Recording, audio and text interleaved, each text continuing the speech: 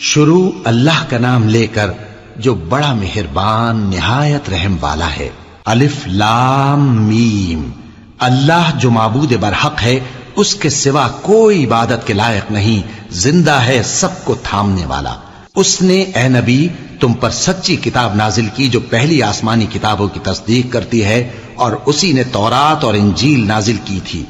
یہ دو کتابیں اس نے پہلے نازل کی تھیں لوگوں کی ہدایت کے لیے، اور پھر قرآن جو حق اور باطل کو الگ الگ کر دینے والا ہے نازل کیا۔ جو لوگ اللہ کی آیتوں کا انکار کرتے ہیں ان کو سخت عذاب ہوگا، اور اللہ زبردست ہے، بدلہ لینے والا ہے۔ اللہ ایسا خبیر و بصیر ہے کہ کوئی چیز اس سے پوشیدہ نہیں، نہ زمین میں اور نہ آسمان میں۔ وہی تو ہے جو ماں کے پیٹ میں جیسی چاہتا ہے تمہاری صورتیں بناتا ہے، اس غالب حکمت والے کے سوا کوئی عبادت کے لائق نہیں۔ اے پیغمبر، وہی تو ہے جس نے تم پر یہ کتاب نازل کی جس کی بعض آیتیں محکم ہیں اور وہی اصل کتاب ہیں، اور بعض دوسری متشابہ ہیں۔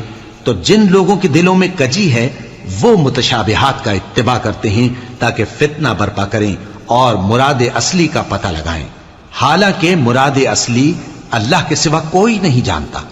اور جو لوگ علم میں گہری نظر رکھتے ہیں وہ یہ کہتے ہیں کہ ہم ان پر ایمان لائے، یہ سب آیات ہمارے پروردگار کی طرف سے ہیں، اور نصیحت تو عقل مند ہی قبول کرتے ہیں۔ اے پروردگار، جب تو نے ہمیں ہدایت بخشی ہے تو اس کے بعد ہمارے دلوں میں کجی نہ پیدا کر دیجو، اور ہمیں اپنے ہاتھ سے رحمت عطا فرما، تو بڑا عطا فرمانے والا ہے۔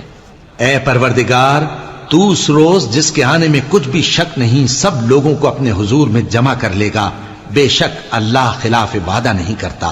جو لوگ کافر ہوئے اس دن نہ تو ان کا مال ہی اللہ کے عذاب سے ان کو بچا سکے گا اور نہ ان کی اولاد ہی کچھ کام آئے گی، اور یہ لوگ آتش جہنم کا ایندھن ہوں گے۔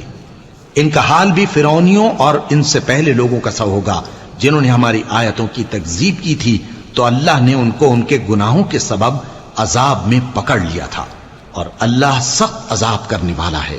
اے پیغمبر، کافروں سے کہہ دو کہ تم دنیا میں بھی عنقریب مغلوب ہو جاؤ گے اور آخرت میں جہنم کی طرف اکٹھا کیے جاؤ گے، اور وہ بری جگہ ہے۔ تمہارے لیے دو گروہوں میں جو جنگ بدر کے دن آپس میں بھڑ گئے قدرت الہی کی عظیم الشان نشانی تھی۔ ایک گروہ مسلمانوں کا تھا، وہ اللہ کی راہ میں لڑ رہا تھا، اور دوسرا گروہ کافروں کا تھا، وہ ان کو اپنی آنکھوں سے اپنے سے دگنا مشاہدہ کر رہا تھا۔ اور اللہ اپنی نصرت سے جس کو چاہتا ہے مدد دیتا ہے۔ جو اہل بصارت ہیں ان کے لیے اس واقعے میں بڑی عبرت ہے۔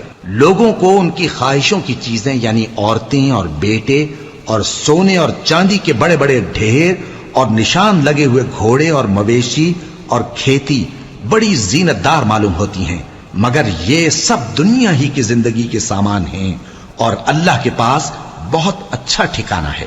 اے پیغمبر، ان سے کہو کہ بھلا میں تم کو ایسی چیز بتاؤں جو ان چیزوں سے کہیں اچھی ہو؟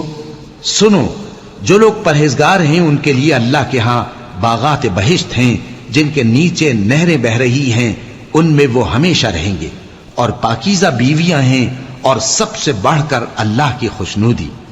اور اللہ اپنے سب بندوں کو دیکھ رہا ہے جو اللہ سے التجا کرتے ہیں کہ اے پروردگار، ہم ایمان لے آئے سو ہم کو ہمارے گناہ معاف فرما اور ہم کو دوزخ کے عذاب سے محفوظ رکھ۔